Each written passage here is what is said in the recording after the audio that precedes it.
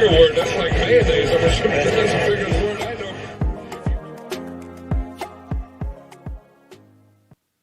Who is ready for some football? We are finally back, ladies and gentlemen. It is officially week 1 of the NFL season. Welcome back on in to the Blitz NFL player props and projections with none other than Derek Carty of EV Analytics. I'm Thomas Viola, and ladies and gentlemen, it is so great to be back with you.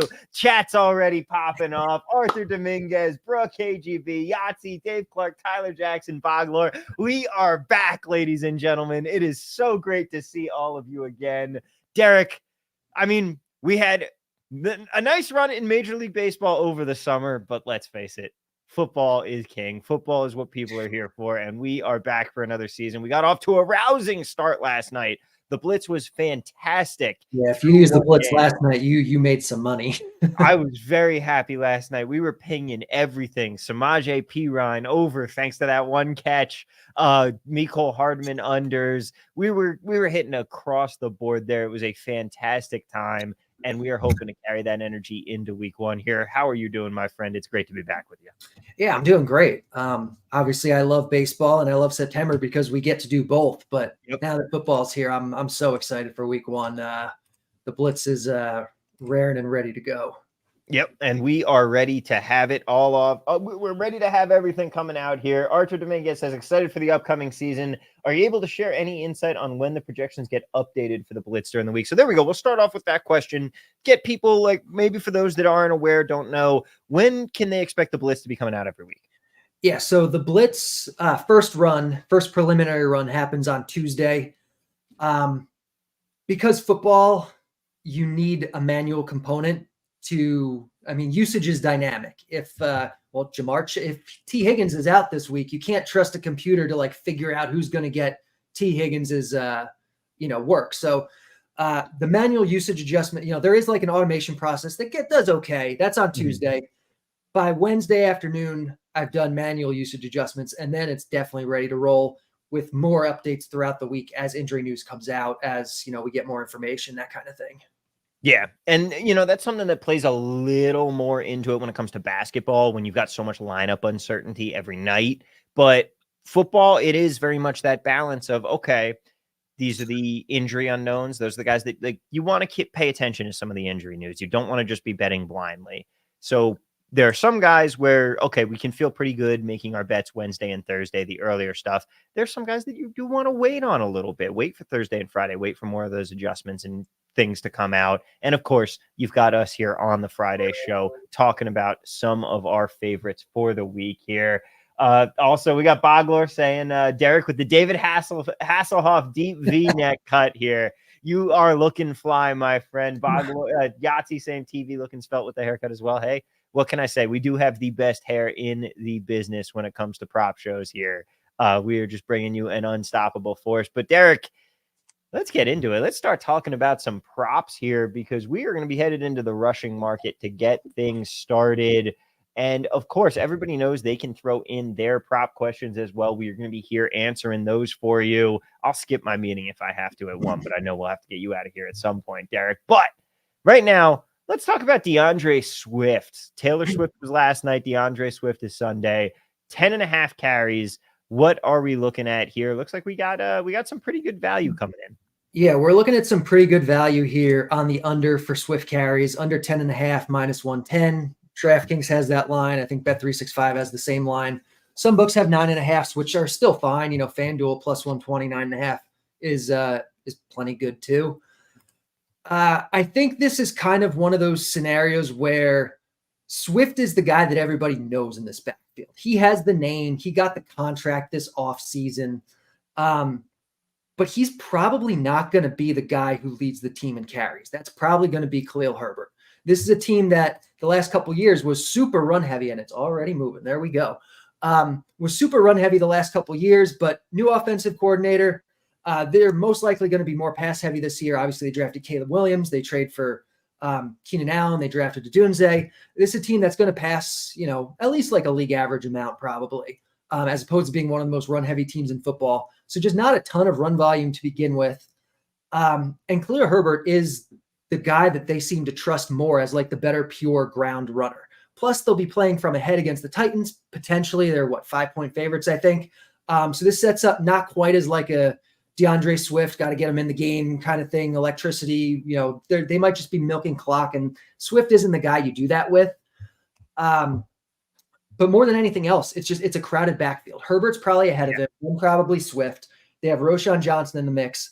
Velus Jones, they converted to a running back during camp. They actually kind of like what he's doing. I wouldn't be surprised if we see a carry or two out of him, which, just takes away from everybody else. So I like the under here on Swift quite a bit. Yeah, I mean, I know you know this because I saw you in the chat when I was on with Davis Maddock earlier today. This was one of the plays that we were really liking over on Underdog as well for the exact same reason. You've got Khalil Herbert, you've got Roshan Johnson, you've got a lot of mouths to feed in this backfield, and they're probably going to be a little bit more of a passing team here. Also, I am a little bit inclined to say, like, I noticed definitely, and I'm going to be playing them later this afternoon, but I noticed the Blitz is a big fan of fading the rookie quarterbacks this week in terms of their passing yards. But I think that part of that is, we do have a couple rookie quarterbacks going out here. And even though Chicago is favored a decent amount over Tennessee, this game could end up a lot closer than we're expecting. And that would also lead to a negative game script when it comes to heavy amounts of carries for a guy like DeAndre Swift here. Yeah, exactly. And the rookie quarterback stuff, I'm sure we'll talk about throughout the year. Mm-hmm. Generally speaking, rookie quarterbacks come in with a lot of hype, and on average, they're the worst starting quarterbacks in football, and teams throw less when they have a rookie starting quarterback. Exactly. So that's part of the deal. But I still expect Chicago to be not pass heavy, but not run heavy either. And Swift's probably not even going to be the guy getting the bulk of them. Exactly. This is another thing. I mean, again, referencing a previous show here, if anyone came over from the college football show with Chris K right before this on this channel here, we talked about how you could, there was a game where we were looking at a quarterback's under, but we were also looking at some running back unders there. And yeah, there's some correlation there, but it was more of an angle on the usage and the lines being wrong based on the usage that these running backs were going to get here. And quite frankly, this Bears backfield harping away at it, but it's another one of those cases where we don't necessarily think that this is going to be the usage, whereas the sportsbook think it is. As we see here, the lines are moving around, and we're down to under 9.5 at plus 120 at FanDuel on this. Now, if this falls 10, I'm going to laugh, but hopefully people are still getting the 10.5 number. But if it sticks around at 9.5 at FanDuel there, that still is the best number. Yeah, I still take that number for sure. Yeah, especially at the plus 120, because again, we're talking about price. This isn't predictions. This is about prices, and we're going to be really price conscious on this show throughout the entire year. And once again, thank you all so much for tuning in and watching with us. I want to remind you, if you want to be set up for the entire year, or at least the rest of the year, head on over to Unabated right now. The early bird sale is going on. 18 weeks, just $649. Going to get you all of the premium tools, including all of the fantastic prop projections we are working with here. It doesn't get you the Blitz. You need the Blitz in addition to it in order to use it, but this is the prop simulator that you will be using those tools with. But right now, Derek, we're going to head on to our next one here, and we are going to be looking at Josh Allen. Yes, we are. So let's pull up. So this is one market that the simulator does not have yet. So we're going to pop over to EV Analytics right here. We're doing Josh Allen under 32.5 pass attempts. I think this ESPN line is gone now. The FanDuel one minus 108 is the best that's out there. You can see the Blitz is projecting 29 and a quarter. So more than 3 pass attempts under the line here. There's a few reasons for this. One, historically, the Bills have been a super, super pass heavy team. When they switched offensive coordinators to Joe Brady towards the end of last year, they went from being one of the most pass-heavy teams in football to an actual run-heavy team. Brady's back. We expect that to continue, especially considering that they lost Stephon Diggs. They lost Gabriel Davis. Their receiving core is questionable, to say the least. Do you believe in Khalil Shakir and Keon Coleman leading this receiving core? I believe in Shakir, and I kind of like Curtis Samuel, but I'm not and Keon Coleman just seems, everything they've said out of camp about him is like, this guy's raw. Yeah. Like, I don't think he's going to be the guy that explodes right away.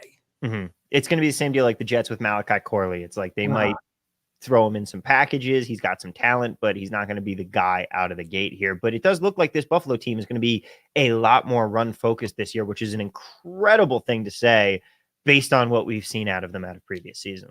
Exactly. And in this game, they're full touchdown favorites. So they really shouldn't need to pass very much. If they just want to lean on the run in the second half of the game, they probably will be able to do that. So I like the under here on Allen. Mm-hmm. By the way, CJ for Days, who is our resident Fliff market watcher here, pretty much on the DeAndre Swift prop, he says they have -105 on under 10.5 still. And again, we're going to say this about Fliff a lot this season. They have a lot of bad lines, but they're pretty slow updating them. So when stuff moves, you can grab some stale numbers there. But yeah, going back to Josh Allen here, this is a team that we expect to not have to air the ball out a lot in this game. We are fading the Cardinals a little bit. But we've also got one of his receiving targets here, and there's some correlation involved because we also got Dalton Kincaid, who, let's face it, is probably going to be the number one in this offense here. This is one of the teams I'm so curious about what their usage is going to be, how they're going to be passing the ball. And Dalton Kincaid is going to be one of his top weapons here, but we are looking at fading him as well in this one when it comes to his receiving yard market here, aren't we? Yep, we are. I'm taking Dalton Kincaid's under 53.5, -113. Is that our best line, I think? Yeah, at FanDuel. For a lot of the same reasons. Like, it's an offense that's going to be more run heavy, probably less efficient without the talent that they had last year. Kincaid is likely going to be, kind of their number one option. But even just Kincaid's talent, there's question marks about. If you look at his PFF grades from last year, his route running and his hands were both outside of the top 15 tight ends in football. Is he this elite tight end, like, a Kelsey or an Engram or a, Mark Andrews, maybe not after last night, but that kind of thing where he's going to get a 25% target share? Like, maybe. I'm kind of betting against it and against, basically just the whole passing attack in this game of this offense anyway here. I disagree with you slightly on just the fact that I think that he can get a 25% target share because I don't think that there's. Is that like his mean outcome though? Yeah. Like, is he going to be an elite tight end? Is he going to be one of those top 3 guys that you're looking at? I don't know about that. And I think it does come down to the fact that I just don't trust anyone else in this receiving core to be truly elite. But it is, again, what is this Bills team actually going to look like this season on offense? And I just don't know the answer to that yet. So I'm, again, perfectly fine fading here, especially when every indication that we have been given to this point is that this team is going to actually try and ground and pound the football this season, which I think will pay dividends for them come December and January, when you don't exactly want to be an air it out attack like they have been in the past playing in Orchard Park, New York in December and January. Yeah. And I think this one's a really good example of what you were talking about before, kind of like uncertainty in week one, and like how sometimes the people or the market can feel like, all right, this is what should happen. This is what's going to happen, but we really don't know. And you were talking about how we're not, like, I'm not out here saying like Dalton Kincaid is terrible and he's definitely going under this number. I'm just saying, like, there are a lot of different ways this can play out. And I think more of them are him going under. And that's all we're doing here is just probability. Yeah, it is exactly. There are more negative game scripts for him in this particular instance than there are positive. There are more paths to negative to hitting this under than there are to him going over and having an insane game against a team that they're probably not going to need to pass that much to beat, and they want to run the football anyway here. Brandon Leach says he saw value on James Cook under 14.5 rushing attempts. Is that the case even with the comments about the Bills being in a run heavy script? Do we want to check him out at all real quick here while we're on the subject of the Bills? We can check that out. Even though he's the lead runner there, it's not like he's necessarily going to be James Cook, not White. So a little bit of value. Yeah. It's not like he's going to be the workhorse who's going to go out there and get 80% of the carries for a team that's going to be running the ball every play. Like, they drafted Ray Davis, like, he's going to mix in. They're going to, assuming he's healthy, they'll do some Curtis Samuel packages, I would think. Ty Johnson will mix in a little bit. Like, James Cook might only be like a 50, 50 or 60% of the carries kind of guy. Yeah, exactly. It's not like this is a And running back. obviously Josh Allen is going to get design runs too. So Exactly. Like the quarterback is eating into rushes and you've got a running back by committee here. So I'm still not necessarily scared of that. Graham O'Brien has a great question for us. He says, how do you decide between a reception prop and a receiving yards prop for a player when both show a big edge? And I think a great example of this was last night with Mecole Hardman. I unfortunately, like I was trying to get down on the receptions prop, but MGM wasn't offering me a line, of course, on Hardman there. Brooks pulled that really quickly after I tweeted it out. Yeah. He was 2-1 on the receptions prop. I got him at receiving yards, so I was under 9.5 there for -110. But the receptions prop, he was at like 2-1. You were getting way better value on that. I'll defer to you, but to me, it's a matter of looking at their usage and looking at what's the bet saying. Because when you have some of these guys who are very far down the totem pole, like Hardman, it's okay, you can get him at 9.5, but what it's really saying is you're betting on him to basically not get a catch in this game, in which case you want to look at the receptions market and say, okay, well, I can get under half a reception for a far better price. And I'm betting virtually the same thing here. But what about when it comes to some of these guys that have a little bit larger of numbers when you're looking at a Kincaid or someone like that? Yeah, really a lot of it, what it comes down to is just which one is showing more value. In the Kincaid case, I debated doing his receptions. A lot of times I've found, I'd say maybe 75% of the time, there will be more value on like the volume-based ones, like receptions more than yards, or attempts or completions more than passing yards, that kind of thing. But in this case, I just thought there was more value on his yards, and that's really all it comes down to. And the other thing that you can look at is like run both simulations, see which one has the bigger edge, and right. Like, don't think about the way you describe the Mecole Hardman thing. Like that's the kind of thing that the simulator does. Like that's the point of it. It will run the scenarios and see, which one is more likely to happen, or which one is the better value for the price rather. I also am really curious to see how long books keep Hardman props up, because it is very apparent that he is not seeing the field on that offense. No, I wouldn't be surprised if they do not offer him at all next week. Yeah, I'm hoping that I can play it as long as I can, because I'm going to play that prop for as long as they give it to me, but I don't think it's going to be very long. Yeah, they had him up a couple weeks last year around the same numbers, if I remember right, and I hit him and I was like, yes, this is free money. So if they give it to us for another week or two, I'm totally staying on that train. Yeah. Now, before we go back to our scripted programming here, there's another good question Brooke KGB has of the Blitz projections on Jalen Polk overs. And this is actually something I've already bet based on these Blitz numbers here. Yeah, so I bet this one earlier in the week too, so I didn't put it on this show, but I am on this one. Yeah. So we'll look at, and it's moved up. I think I got it at like 24 yards earlier in the week, or 26 or something. So 28.5 -110, plus 33%. Like it's a good one. You can see the Blitz is projecting about 50 yards for Polk here. It's an uncertain situation.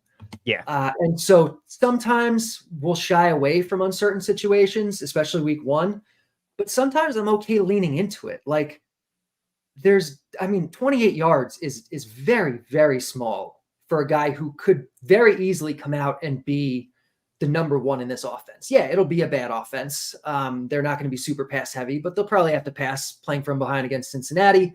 Reports out of camp were just glowing about Polk. They love him. It's a low bar, it's a low bar. That's really what it comes down to. So yeah, maybe he's not the number one, but even if he's the number two or the number three, he could get here,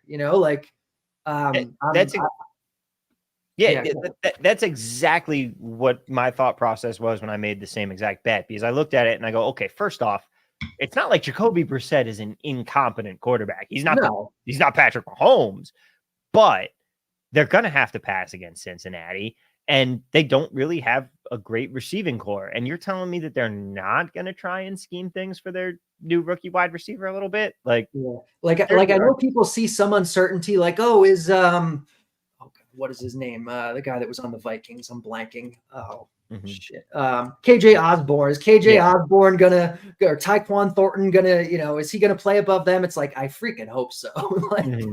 Based on everything out of camp, I'm assuming he is. We don't know, but I think there's enough of a chance where I will take it at this number. Yeah, and this is some of that week one uncertainty here. And, sticking with this game here, Jamar Chase, we've got for under 59.5. And you want to talk about uncertainty. Looks like he's probably going to play, but now we're a little worried about T. There's no way those are still up. The books have to have pulled him down, right? I would imagine so. And chat's going to tell us in a minute. I know that. But there's so much uncertainty in this game involving the Bengals attack. And it's also, quite frankly, a reason that let me tell you, I'm hoping the Patriots pull the upset here. This is one of the rare times in my life I'm going to be rooting for the Patriots because that's going to eliminate so many people in Survivor. Like, that's the bloodbath week one disaster scenario. If you're watching this show and still haven't put in Survivor picks, I'm just saying I'm staying away from Cincy this week because there's enough there to make me worry. Oh, there is. I mean, T. Higgins is basically out. Jamar Chase said he's going to be a game time decision. And if he plays, he's going to be limited. So right now I'm projecting him at about half volume. Mm-hmm. I thought every book pulled his lines down because they don't want people betting into that. But if there's a book that still has Jamar Chase bets out there, let me know because we will hit that live on the show. Chad says he's still up on MGM. And Tyler Jackson says 59.5 minus 117 each way on Caesars. Let's pull up his numbers. We might be making a bet live here. Yeah. All right. So Jamar Chase. You can see the Blitz is projecting 44 again, half volume here. They should be playing from ahead anyway. If let me actually go. So it says 365 is the best line. 66.5. I'm gonna let's take a look. If that number's there, we're calling it a play on the show because he said he might not be. He probably won't be full go even if he plays.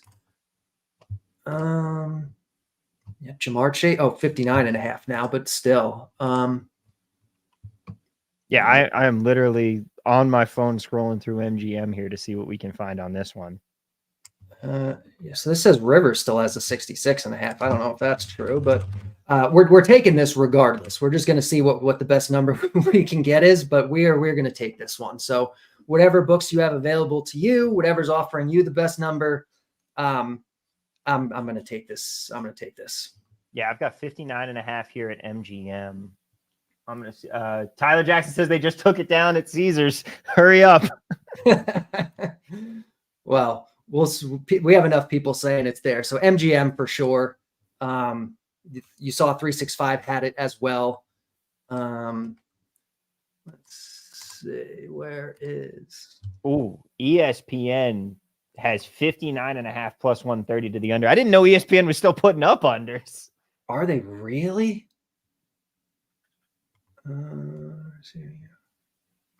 So it's gone here. It's the ESPN bet.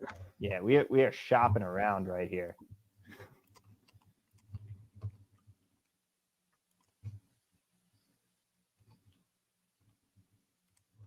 This makes for tremendous content on the show as well. I know, just watching me scroll through some pages. Sorry, guys, but this is a really good betting opportunity. So there's no way this Bet Online number is still up. I've got 66.5 at Bet Online. That can't possibly still there's be no up. way.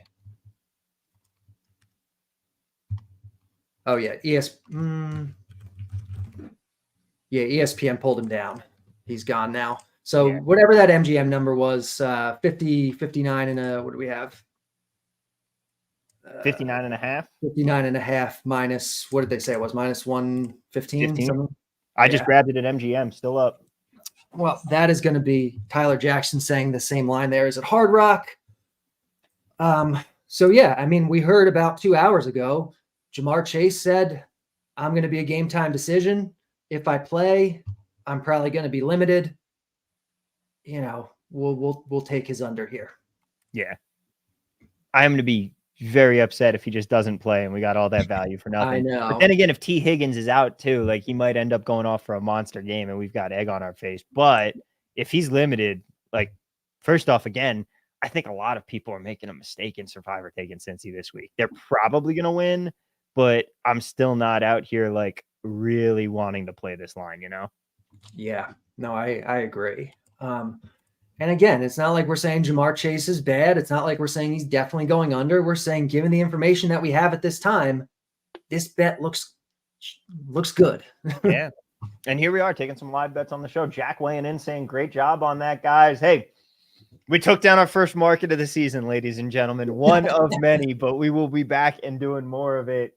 And I'm already loving I'm loving the fact that the chat's already back. Everybody's having a great time here. This is truly a great day to be having a great day here. First of many, Boglor says, shall we transition back on to our scheduled programming here and head to Kyler Murray? Let's do that. All right. So Kyler Murray, under 22.5, passing completions, -105, looks like is our best line. The Blitz is projecting about 3 completions under. This one does scare me a little. Like, I look at this and I'm like, Kyler Murray's another year back from the injury. Reports out of camp, like everyone looked good. Harrison, McBride, they love Wilson, they love Dortch. They're going to probably have to throw from behind in Buffalo. But this is one where I'm kind of just going to trust the numbers. And I cross-referenced a few other projection systems. I looked at like 4 others and they all thought there was value on this. So it is what it is. You know, I could build the narrative easily the other way, but the math says this is the under. And so we're just going to roll with it. And, you know, I mean, I can see, I can build a narrative to get here. You've got a run-heavy attack in Buffalo, probably a slower game script there. And then how aggressive are the Cardinals going to be when it comes to the passing game? Because we've also got some math telling us James Conner over carries. That's something that we were thinking about. I think the number's gone away a little bit, but that's the direction that things have been pulling us here. And this was an extremely run-heavy team last year, and they love James Conner. So I do think they're going to try to lean on the run as much as they can. And then they've got Trey Benson now as well. Benson, yeah. Mm-hmm. And they've still got Trey McBride. They got a lot of Treys on this team. They do, yeah. So, again, this one just feels weird, but it's showing enough value where I'm just not going to overthink it. As someone who's got Kyler Murray as their fantasy quarterback, I'm a little worried. But, I mean, again, it makes sense. Game script, pace of play. It looks like there could be some wind in this game, too. Maybe like 15 miles per hour, 20-plus gusts. It's still a little early to say weather, but that would certainly hurt passing attacks as well. Yeah, let's see here, because I was talking about this with Davis on Sunday. But, yeah, 17 miles an hour, it's looking like is the current forecast here. 65 degrees and cloudy. So, should be a pretty nice day. Could get one of those New York storms coming in, especially because Friday and Saturday, thunderstorms and then heavy rain Saturday as well. I'm sure the field will be fine by Sunday, but it's not like they're going to be playing on a perfect surface, even if the weather is probably going to be pretty nice, but a little gusty out there. Yeah. All right. Well, we've got another guy up here. One more from our plays. So reminder, throw your stuff in the chat, everybody. Do your thing. Jaleel McLaughlin. He is a name that a lot of fantasy analysts have really been throwing out there to start this season here. Where are you going on Jaleel, though? Because it looks like we're looking at his under in the carries market, Derek. We are. And this is another one that kind of feels weird because, like, he had a great camp. The coaching staff loves him. But they also love Javonte Williams. Javonte Williams, they said, is looking really, really good. He lost some weight. They got him back to like his college body that they wanted. You know, he talked about. By the way, I haven't said it yet, but hat tip to the Coach Speak Index. Just absolutely fantastic. The work he does is amazing, and it gives us so much insight into what teams think about players. So a lot of what I say, teams think about players, is just coming from there. So I don't want people to think taking credit. Like, he's amazing. Go follow him. Go buy his stuff. But yeah, Jaleel McLaughlin, they've kind of called. They want to use him more in like a joker role. They said, which is like more in like the pass game or lining up in like weird kind of sets and stuff like that. I think on the ground we're gonna see more Javonte Williams than anything else. Like last year, Javonte Williams got 60% of the carries.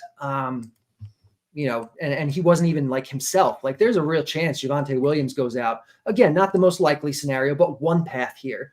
Javonte Williams goes out and he gets 70 or 75% of the carries. And that doesn't leave a lot for Jaleel McLaughlin, especially when you consider that Bo Nix is going to get some design runs probably.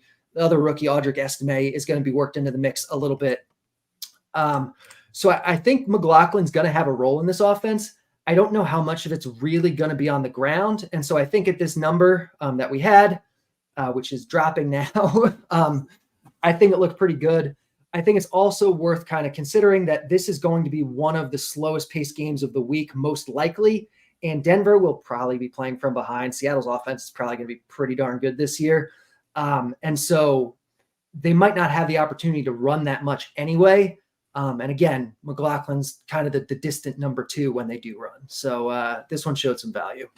Yeah, this one could be one that we get totally burned on, and it's just week 1. We don't know, but I am inclined to go the exact same way that you have gone here and say he's probably going to get more use in the passing game. And this could be a game where they do have to pass a little bit more. I don't think that they necessarily will do that given Bo Nix. And I don't think that Sean Payton's going to try and put him in the worst position in the world in Seattle in his first game. But I think they're going to lean very heavily on Javonte Williams here. And yeah, the Jaleel McLaughlin is probably that third down passing kind of role. And like you said, the coach speak index, every player in the world came into camp in the best shape of their life and feeling great. But there are things that you can actually glean from how they're going to use some of these guys. And I think this is one of those cases where we could be seeing the line just be partially off here and people overestimating the usage that he's going to have here. Yeah, that's kind of what I'm hoping, at least, or at least the type of usage he's going to get. Mm-hmm. Excel spreadsheets.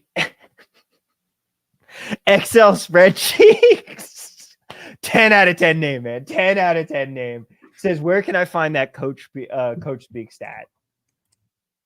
You can go on Twitter. I'm pretty sure it's just at the Coach Speak Index or at Coach Speak Index. He has a podcast. He has a Discord. It's all great. That's such a fantastic name, man. Full credit there. All right.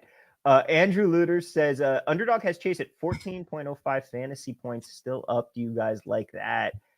I mean, I would guess you're going to the under, but the problem with fantasy points is that you do start running into, okay, well, if he scores a touchdown, you might just be screwed.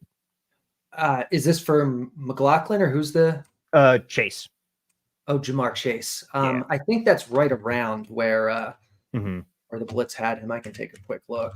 Yeah, because at that point you're combining a lot of factors in there. I would personally look at the yardage marker instead of the fantasy points marker when it comes to him. Yeah, I would too. I mean, yeah, the Blitz is projecting in PPR a little over 10 points, so there would be value on that. Mm-hmm. But there is, like you said, a lot more variability. If he scores a touchdown, even if he only plays half the game, he could still get there. Yeah.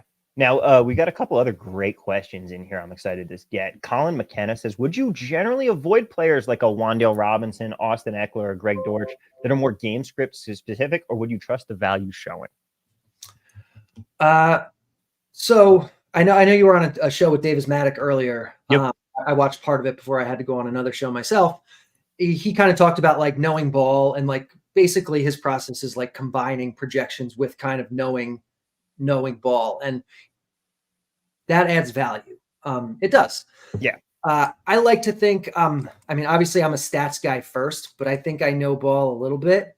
And so I try to, as much as I can, put that type of thing in the projection already. But it is definitely something you can consider. Like the Blitz does like the Greg Dortch under this week, and I haven't bet it. The math says it's a good play. I just can't do it. I know. I'm still scared. I believe in the Greg Dortch hype, the Dortch hype here. Chad Martin has a great question. Real quick, Captain Jack Andrews in the chat. For those with access to Sport Trade, they have Chase under 74.5 minus 212. Wow. 74.5 at the yards, minus 212. The true value on this, based on the unabated simulator here, minus 517. Under 84.5, minus 314, true value of minus 791, 20% edges and limited liquidity, but no risk of being limited. And you can rebet. That's one of the great things about exchanges. I might have to make the mad dash down to Arizona and try and grab some of these lines here. To be quite frank, I think that might just be my new Friday night is driving down to Arizona and sports betting like an absolute degenerate. But like that's what you got to do sometimes, especially when it's rough out here in these mean prop streets of Las Vegas. That's just so wild to me. Like I need to place my football bets. I live in Las Vegas, but I'm going to drive to Arizona so I can do it. Like it's just wild. It is so bass backwards. It makes no sense that this is how we have to live here, but this is just the reality of it. But hey, it's the benefits of the benefits of the sports betting lifestyle and not having anything else that you have to do on a Friday night. So I think that might just be my new Friday plans here. But let's get back to some stats here. Let's pull up some numbers because we've got a question about Kenneth Gainwell. Any value on his rushing yards? Asks Derek M. We can look. That's one situation that's a little bit uncertain. Like we know, wow, okay. I guess if you have access to these two books, you can do one of these little guys. Ooh, that can't possibly be. All right, I'm pulling up Fanatics right now. I can't bet with them, but I'm going to pull up and confirm. Fanatics, you probably won't be able to get much down with, but yeah, as I was saying, so they drafted Will Shipley. We kind of don't know, at least I don't feel like I have a good sense of how the roles are going to shake out in terms of number 2, number 3 running backs behind Saquon Barkley here. So yeah, this is one just, I feel like for me, at least, I think there's a lot of uncertainty. I think this under is obviously going to be the more widely available one. It's not showing great value. I'd probably avoid it personally. Yeah, I'm also seeing that this number is down at Fanatics, so I don't think that line is still up for us to bet here. Yep, Fanatics line is wrong. Jansen Webb checks it out. By the way, shout out to Jansen Webb. Met him yesterday in a nice demo, and yeah, that's how you know. That's how you know how great it is. Jansen's already here riding with us, and he literally sat down with me for a demo to show him the tools yesterday. Like, if you want to be checking us out, if you want to head to unabated.com, sign up at calendly.com/unabated, and you can sign up for a one-on-one demo. I will walk you through all of the tools personally, show you how they work, and get you rolling. And don't forget, you can still use you can still take advantage of the NFL early bird sale here because we are going for just a couple more days. We are extending it to overtime here through Sunday. Grab your subscription to Unabated. Grab your membership for just $649 to get you through the entire NFL season. And that gives you all of the tools, not just the football tools, basketball, football, college football, all of our anything that you want to be betting on here. We got WNBA and MLB still going on. Go and check it out today.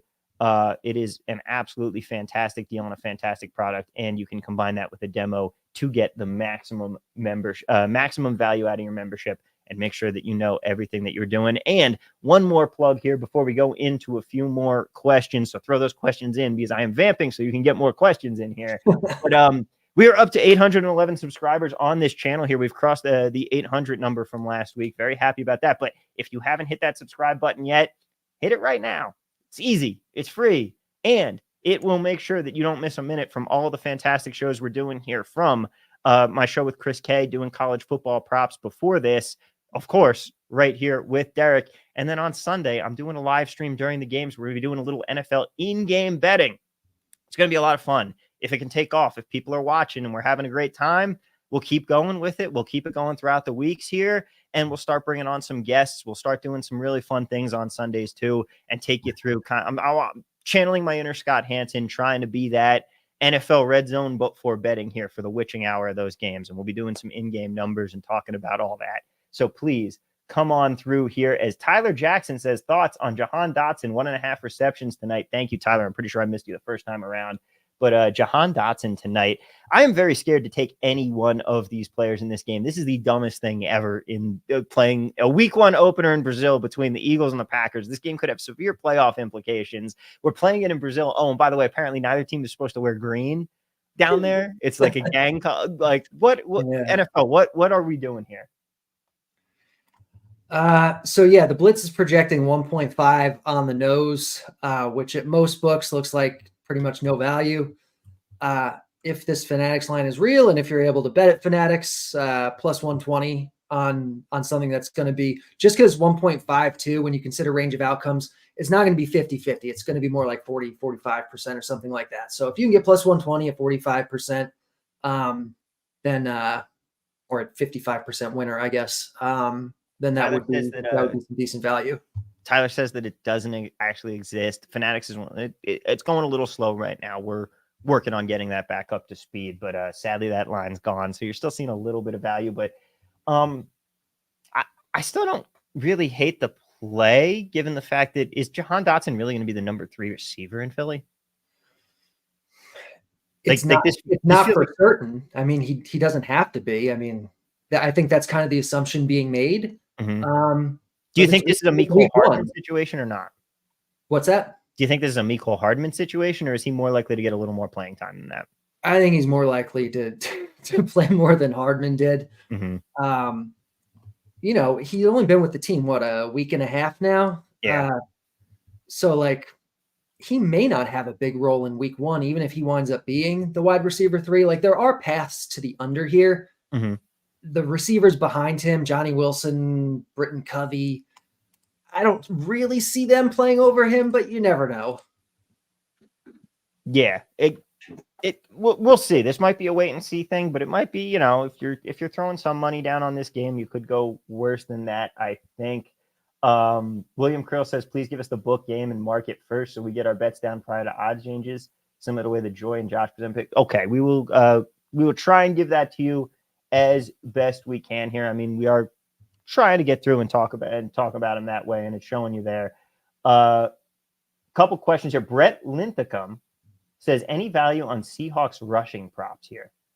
And Ian Money saying, I follow the Eagles closely. I think Dotson gets some action. So there you go. Ian Money is our insider there, saying that he's probably going to play a little bit. Yeah, it's a good question because I can't remember. I've had 4 shows already today. If I said it on this one already or on a different one, but everyone kind of, it feels like a lot of people expect the Seahawks offense to be pass heavy based on what Grubb did in college. New offensive coordinator Ryan Grubb. But they've talked a lot this offseason, hat tip coach speak index, about running the ball, about being kind of a run heavy team. Walker probably going to be the bell cow there. They do like Charbonnet too. Mm-hmm. Not a lot of value here on his attempts though. What do you think about Charbonnet's usage in general? I mean, I think if Walker goes down, he gets a huge role. I think with Walker in the fold, it's probably like a 70-30 kind of split, like probably pretty similar split to what we saw last year with them. Mm-hmm. Gone are the days of preying on Rashad Penny and Robert Turbin. Robert Turbin. What about Travis Homer? Don't forget him. Man. Now that's a pull right there. Let me tell you, I spent most of this summer hanging out with my friends, and we had one of my buddy's weddings. So it was just a bunch of guys together for the bachelor party, the wedding, and then his birthday. It was a three-peat. We spent at least 40% of the time naming obscure NFL running backs. Travis Homer did not come up, and that's a pull that I'm going to be filing away for later on. Capri Bibbs was the best pull that we heard. But let's see here. Graham O'Brien wants to know about Michael Pittman receiving yards. This one early in the week showed a lot of value. I think it has moved quite a bit since then, so the value might not be as extreme. Mm-hmm. Still good. If you follow me on Twitter, I tweeted out when I first put the projections up on Monday or Tuesday, Anthony Richardson's passing yards was the best prop according to the bat. So I tweeted about it, and the Pittman thing is super correlated to that. It's a team that is potentially going to be pretty good, but the game environment more than anything else here, it's both teams are super fast paced. It's indoors in a dome. They're at home. They're probably going to be playing from behind a little bit. Michael Pittman, he gets 30% of the targets. Like he's an alpha, and he's kind of priced like he's not. I'm curious to if I can find what he opened at, because it was definitely better earlier in the week, and it's moved up a bit since then, as it should have. But that is one of the reasons why getting the Blitz is a good idea, because you can bet earlier in the week before lines move. FanDuel opened him at 59.5, it looks like, and he's up to, as high as 67.5, or I think some books have 69.5 now. Yeah, that's a big movement we're seeing. We're still seeing FanDuel on the lower side here at 62.5. So that's not bad at all. I want to get a couple more questions here. Sports Videos says, does Josh Downs being ruled out knock down the Richardson passing yards projection for you, Derek? No, I was expecting Downs to be out to begin with. So, cool. Yeah. So that line's still going to be the same. Chad Martin. The Blitz is showing a lot of value on INT unders this season. Currently 12.5 quarterbacks. Any comments on this? Are books just setting these lines too high? I don't know 100% right now. I've gotten this question a couple times. I actually answered in the Unabated Discord about it, I think yesterday. The Blitz is showing a lot of value on the under interceptions. I haven't had enough of a chance to look in and make sure that this value is real, so I wouldn't go and bet all of them just yet. But I have heard from a couple of sharp friends that they crushed interception unders last year, that the books really didn't seem to price them very well, which I think helps. And then I kind of just ran some very basic tests. I haven't had a chance to run anything more complex yet. Basically looking at just, okay, am I just projecting interceptions in general, like too few of them? Yeah. Last year I actually projected a little bit high interceptions compared to what actually happened. And this week one's average interception per game per quarterback matches last year's league average like almost exactly. So I want to say it might be real, but I can't. I mean, I don't want to tell people go drop 50 units on interceptions. Yeah, but still, it's one of those markets that's definitely worth keeping an eye on. We'll keep in touch with that. We'll be following up on that later on in the season here and keep an eye on how that market moves and if we do have a real edge there. Doug Montgomery says, any thoughts on Jameson Williams, the Lions wide receiver? I think this is a very good prop to be talking about because he could very well be in this chat looking for plays right now for the season here.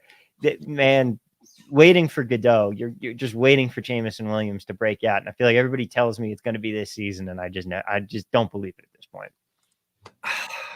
I'm kind of on the side of like, it might be real this season. Like everything out of camp, they talked about how much he's improved, how good he is now. Some of the underlying metrics towards the end of last year had improved. I don't know. You can see there's no value here. But Jameson Williams could be a thing. Yeah. I don't know. I mean, you want to talk about coach speak other than Dennis Allen with Kendre Miller, what coach is like, oh, he's done terrible and he's not producing at all? That's my problems here. I love the Kendre Miller thing. And I loved it even more this offseason because the Blitz loved Alvin Kamara for fantasy purposes. Yeah.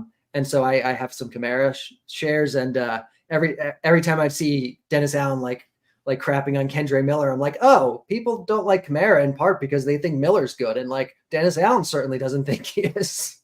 It is. I feel so bad for the dude. That's got to be rough. Like, imagine if Jack was just on a stream talking about how terrible Tom was. I'd be like, what the hell, man?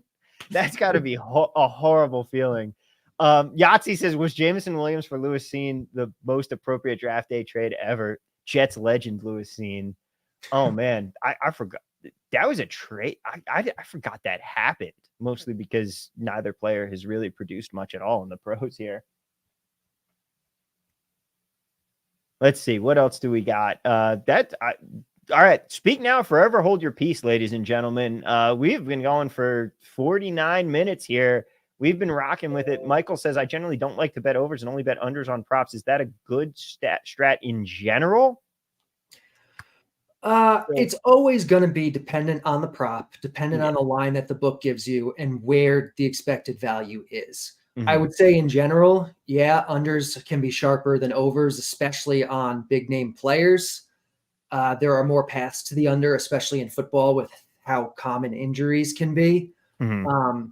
But I wouldn't just be like, I'm only going to bet unders. I'm not going to bet overs. Like we did a show today. We did, I think, mostly unders, but we hit, oh no, we just did all unders.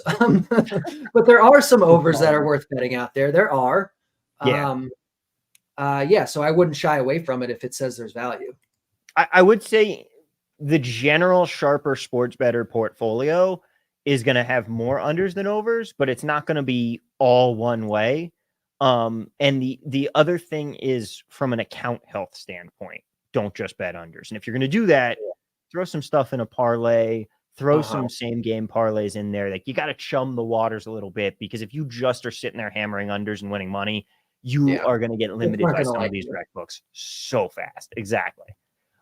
Excel Spreadsheets has a question for us. What do you think about the Jaylen Warren receiving and rushing props? What do you think about Jaylen Warren in general here? Because my God, this could be so frustrating again. And I don't know why I keep doing this to myself in fantasy with him and Najee. Like, it's a backfield you shouldn't want any part of, but here I am yet again. It's an Arthur Smith offense. They're going to run the ball a lot. Both of the running backs are going to work in. I don't think either one's going to run away and get the bulk of the carries. It just kind of feels like a big nothing there. I haven't seen any of his props this week. We can take a look real quick.